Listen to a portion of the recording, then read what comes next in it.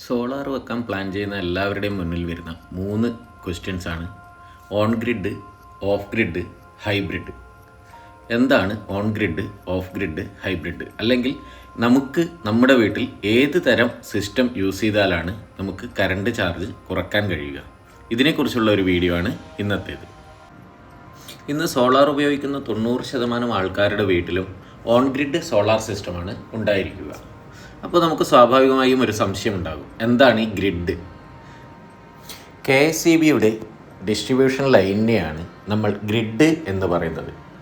അപ്പോൾ മനസ്സിലായില്ലേ?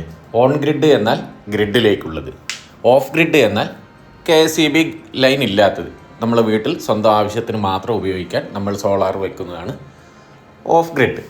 ഇനി ഹൈബ്രിഡ് എന്താണ്? അതിനെക്കുറിച്ച് ഞാൻ പറഞ്ഞുതരാം. വീട്ടിൽ ഉപയോഗിക്കുന്ന വൈദ്യുതിയുടെ തോതനുസരിച്ചാണ് നമ്മൾ 3 കിലോ വാട്ട്, 5 കിലോ വാട്ട്, അതിന് മുകളിലുള്ള സോളാർ സിസ്റ്റങ്ങൾ ഘടിപ്പിക്കുന്നത്. ഇതിൽ 3 കിലോ വാട്ടാണെങ്കിൽ മിക്കവാറും 6 പാനൽ അല്ലെങ്കിൽ 5 പാനൽ സിസ്റ്റമാണ് ഉണ്ടാവുക. ഈ പാനലിൽ നിന്നും നമ്മൾ നേരിട്ട് ഒരു DC കേബിൾ വഴി DC DBയിലേക്കാണ് കൊടുക്കുന്നത്. ഇവിടെ നിന്നാണ് ഇൻവെർട്ടർ വഴി അത് AC ആയി ഒരു സപ്പോർട്ടിന് AC DB വെച്ച് അതിനുശേഷം നെറ്റ് മീറ്റർ യൂസ് ചെയ്ത് ഗ്രിഡിലേക്കും, ഗ്രിഡ് എന്ന് പറഞ്ഞാൽ KSEBയിലേക്ക്, നമ്മുടെ വീട്ടാവശ്യത്തിനുള്ളത് വീട്ടിലേക്കും വൈദ്യുതി എടുക്കുകയാണ് ചെയ്യുന്നത്. ഏകദേശം സിസ്റ്റത്തെക്കുറിച്ച് മനസ്സിലായി എന്ന് കരുതുന്നു. ഇനി നമുക്ക് ഹൈബ്രിഡിലേക്ക് പോകാം.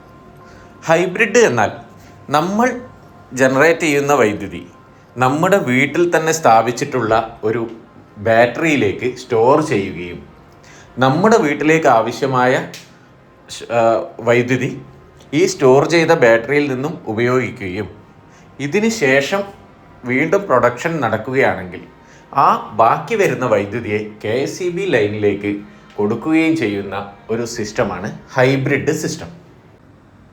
ഇനി ഓൺ ഗ്രിഡ്.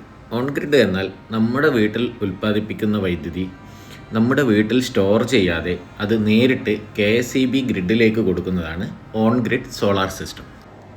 അതുകൊണ്ട് തന്നെ ഓൺ ഗ്രിഡ് സോളാർ സിസ്റ്റത്തിൻ്റെ ഒരു ഡ്രോബാക്ക് എന്ന് പറയുന്നത്, ലൈനിൽ വൈദ്യുതി ഇല്ലെങ്കിൽ, KSEB ലൈനിൽ വൈദ്യുതി ഇല്ലെങ്കിൽ നമ്മുടെ വീട്ടിലും വൈദ്യുതി ഉണ്ടാകില്ല. ചുരുക്കി പറഞ്ഞാൽ KSEB ലൈനിൽ വൈദ്യുതി ഉണ്ടെങ്കിൽ മാത്രമേ വീട്ടിലെ ഓൺ ഗ്രിഡ് സിസ്റ്റം പ്രവർത്തിക്കുകയുള്ളൂ. അതുകൊണ്ട് തന്നെ ഇടയ്ക്കിടെ ഉണ്ടാകുന്ന വോൾട്ടേജ് വേരിയേഷൻ, സ്ഥിരമായി ഉണ്ടാകുന്ന പവർ ഫെയിലിയർ, ഇങ്ങനെയൊക്കെ വരുന്ന ഒരു ഏരിയയിലാണെങ്കിൽ നമുക്ക് സോളാർ പ്ലാന്റിൽ നിന്നും മിനിമം എന്ന് പറയുമ്പോൾ 1 കിലോ വാട്ടിൽ നമ്മൾ 4 യൂണിറ്റാണ് ഒരു ദിവസം പ്രൊഡക്ഷൻ ഉണ്ടാവുക. ഈ ഒരു മിനിമം യൂണിറ്റ് പോലും നമുക്ക് കിട്ടാതെ വരും. ഇങ്ങനെയുള്ള ഒരു ഏരിയയാണെങ്കിൽ ഇവിടെ ഹൈബ്രിഡ് യൂസ് ചെയ്യുന്നതാണ് കൂടുതൽ ഗുണകരം. കൂടുതൽ വീഡിയോസുമായി ഇനി വീണ്ടും കാണാം.